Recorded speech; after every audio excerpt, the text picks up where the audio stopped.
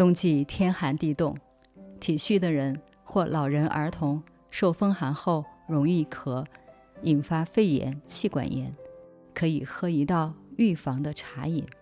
原料：大枣3个，甘草2克，葱白连须3到6根，鱼腥草嫩煎茶10克。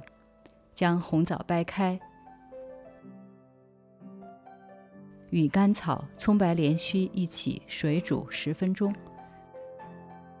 滤出汤汁，用来冲泡鱼腥草嫩煎茶。2分钟后就可以喝了。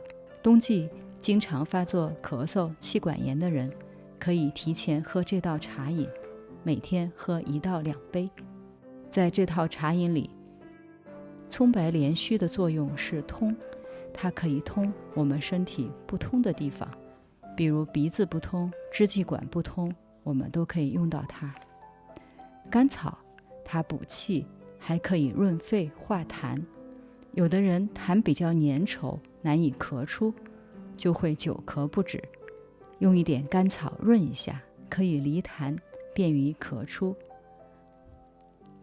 大枣在这道茶里面，它是保护脾胃的，还可以调和药性。鱼腥草，它的药性可以通达人体的上中下3焦，